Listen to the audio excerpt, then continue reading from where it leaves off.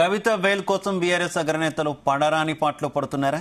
కేంద్ర ప్రభుత్వ పెద్దలతో చర్చలు జరిపారా అంటే ఢిల్లీ వర్గాల నుంచి అవుననే సమాధానమే వస్తుంది. దాదాపు 4-5 రోజుల పాటు ఢిల్లీలోనే ఉన్న కేటీఆర్, హరీష్ రావు బీజేపీ పెద్దలతో టచ్లోకి వెళ్లారని జాతీయ మీడియాలో చర్చ సాగుతోంది. రాష్ట్రంలో ఎమ్మెల్యేలు ఒక్కరొక్కరుగా జంప్ కొడుతుండటంతో రోజురోజుకు బీఆర్ఎస్ పార్టీ బలహీనమవుతుంది. ఎలాగైనా పార్టీని బతికించుకోవాలంటే అధికారం అండగా ఉండాలని బీఆర్ఎస్ భావిస్తోందని సమాచారం. అందుకే బీజేపీతో పొత్తు కోసం కేటీఆర్, హరీష్లు ప్రయత్నిస్తున్నారని ఢిల్లీ రాజకీయ వర్గాల్లో ప్రచారం సాగుతోంది.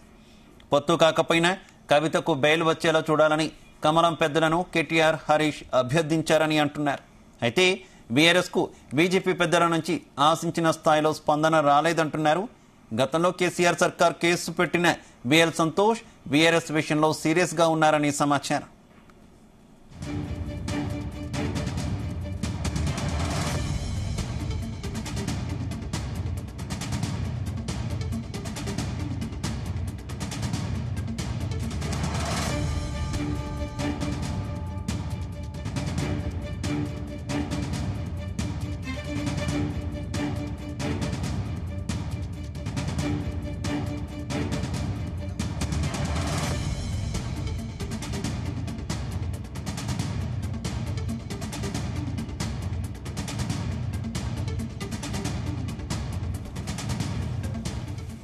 కవిత బెయిల్ కోసం బీఆర్ఎస్ అగ్రనేతలు పడరాని పాటలు పడుతున్నారా? కేంద్ర ప్రభుత్వ పెద్దలతో చర్చలు జరిపారా అంటే ఢిల్లీ వర్గాల నుంచి అవుననే సమాధానమే వస్తుంది. దాదాపు 4-5 రోజుల పాటు ఢిల్లీలోనే ఉన్న కేటీఆర్, హరీష్ రావు బీజేపీ పెద్దలతో టచ్లోకి వెళ్లారని జాతీయ మీడియాలో చర్చ సాగుతోంది. రాష్ట్రంలో ఎమ్మెల్యేలు ఒక్కరొక్కరుగా జంప్ కొడుతుండటంతో రోజురోజుకు బీఆర్ఎస్ పార్టీ ఎలాగైనా పార్టీని బతికించుకోవాలంటే అధికారం అండగా ఉండాలని బీఆర్ఎస్ భావిస్తోందని సమాచారం. అందుకే బీజేపీతో పొత్తు కోసం కేటీఆర్, హరీష్లు ప్రయత్నించారని ఢిల్లీ రాజకీయ వర్గాల్లో ప్రచారం సాగుతోంది.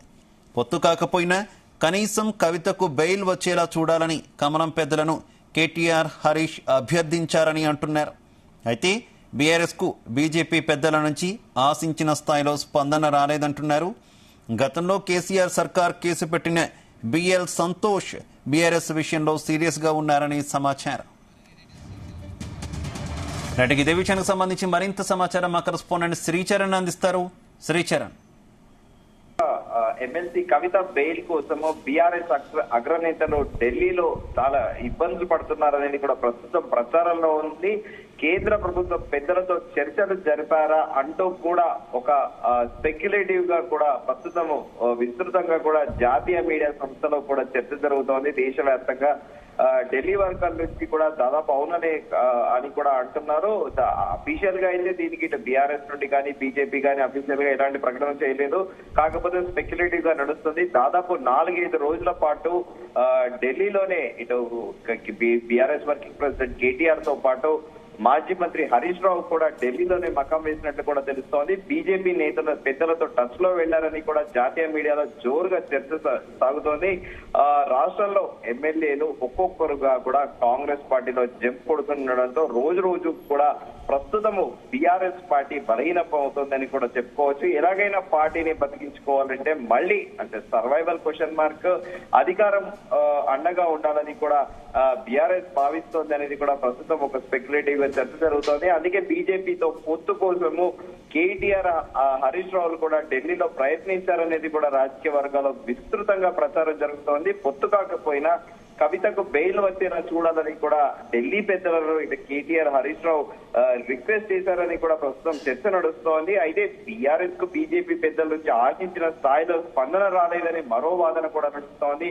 దీనికైతే ఎలాంటి అథెంటిసిటీ లేదు. గతంలో కూడా కేసీఆర్ సర్కారు పెట్టిన కేసు ఏదైతే ఫామ్ హౌస్ కేసు అప్పట్లో దేశవ్యాప్తంగా కూడా చాలా సంచలనాత్మకంగా మారింది.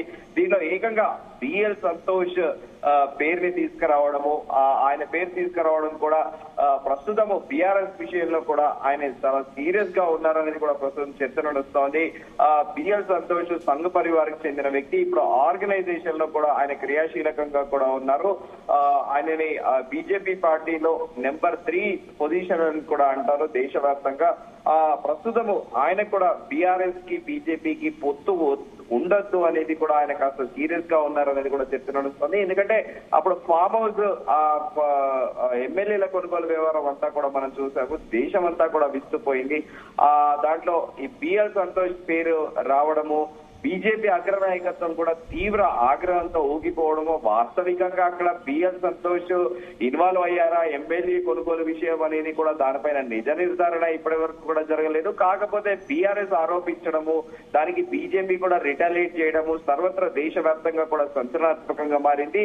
ఇప్పుడు ప్రస్తుతము బీఆర్ఎస్ బీజేపీతో పొత్తుకి వెళ్లాలని కూడా ఆలోచిస్తోంది అనేది కూడా ప్రస్తుతం ప్రచారంలో ఉంది. దీనిలో భాగంగానే బీజేపీ పెద్దలతో టచ్ లో వెళ్లారనేది కూడా జాతీయ మీడియాలు కూడా విస్తృత స్థాయిలో కూడా చర్చ జరుగుతోంది. దీనిపైన పూర్తిగా అధికారిక ప్రకటన అయితే కేటీఆర్ కానీ, లేకపోతే మాజీ బీఆర్ఎస్ వర్కింగ్ ప్రెసిడెంట్ కేటీఆర్ కానీ, లేకపోతే మాజీ మంత్రి హరీష్ రావు కానీ ఒక ప్రకటన చేస్తే తప్ప మనం దాన్ని ఇప్పటికీ ఊహజనిత వార్తగానే మనం కన్సిడర్ చేయాల్సి ఉంటుంది. శివ అయితే శ్రీచరణ్, మరోవైపు ఎందుకు ఇన్ని రోజులుగా అటు హరీష్ కావచ్చు, ఇటు కేటీఆర్ కావచ్చు ఢిల్లీలోనే మకాం వేశారనేటటువంటి చర్చ కూడా నడుస్తుంది కదా. సోషల్ మీడియా వేదికగా కూడా వారిని ప్రశ్నిస్తూనే ఉన్నారు. కానీ బీఆర్ఎస్ మాత్రం ఏ రకంగా కూడా డిఫైన్ చేసుకోనటువంటి పరిస్థితి. ఈ పరిణామాలు కూడా ఎక్కువగా ఈ ఊహాగానాలకు ఊతమిస్తున్నాయనుకోవాలా? శివ అయితే బేసిక్ ఏంటంటే ఇప్పుడు ఎమ్మెల్సీ కవిత దాదాపు తిహార్ జైల్లో ఇప్పుడు ఉండబట్టి 2 నెలలు పైగా వస్తోంది. అయితే ఒక ఫ్యామిలీ మెంబర్ గా వాళ్ళందరికీ కూడా ఒక ఎమోషన్ ఉంటుంది. బీఆర్ఎస్ వర్కింగ్ ప్రెసిడెంట్ కేటీఆర్ కి కూడా తన సొంత చెల్లె కావడము, అలాగే మాజీ మంత్రి హరీష్ రావు కూడా మేనమామ కూతురు కావడము. తెలంగాణలో ఒక కల్చర్ ఏంటంటే మేనమామ కూతురుని కూడా ఒక చెల్లెల్లా కూడా భావిస్తారు, ఒక ఫ్యామిలీ మెంబర్ లా ట్రీట్ చేస్తారు. సో అట్లా దానిలో భాగంగానే ఒక ఫ్యామిలీ మెంబర్ గా కూడా ఒక ఎమోషన్ ఉంటుంది. కుటుంబానికి చెందిన వ్యక్తి జైల్లో ఉండడము ఇంతకాలము, ఇంకా ఇప్పటికీ బెయిల్ రాకపోవడము, సో వాళ్ళకు కూడా కాస్త టెన్షన్ పడుతూ ఉంటారు. ఒక భావోద్వేగంతో కూడిన విషయం కాబట్టి సో దానిలో భాగంగానే ప్రస్తుతం వాళ్ళు ఢిల్లీలో మకాం వేశారు అనేది కూడా ఇటు బీఆర్ఎస్ వర్గాలు చెప్తున్నాయి. Shiva right, okay Sricharan, thank you.